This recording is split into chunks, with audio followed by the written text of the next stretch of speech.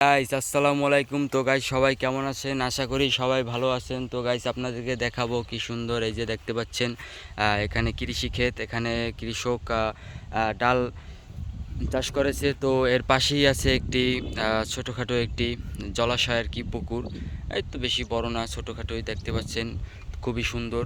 তো আহ, এই যে দেখতে পাচ্ছেন এটা কিছুদিন আগে এখান থেকে পানি আহ, এ, এ, পানি এসেছে, তারপর মাছ ধরা হয়েছিল।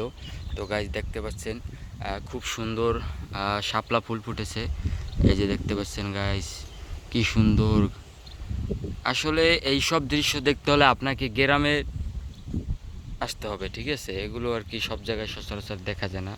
কি সুন্দর শাপলা ফুল। এই যে দেখতে পাচ্ছেন খুব সুন্দর একটি ছোট জলাশয়। এই যে চারপাশে অনেক কৃষিক্ষেত। এখান থেকে এই যে দেখতে পাচ্ছেন এখানে অনেক যেমন পটল, ঝিঙ্গা, লাউ ইত্যাদি, বেগুন, এইসব গাছের গোড়ায় আর কি, মানে এই যে পানি সেচটা দেওয়া হয়। তো এখান থেকেই আর কি পানি সংগ্রহ করে।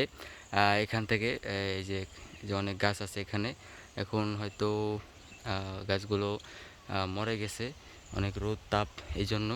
কিন্তু এখান থেকে পানি নিয়ে এখানে সেচ দেওয়া হতো।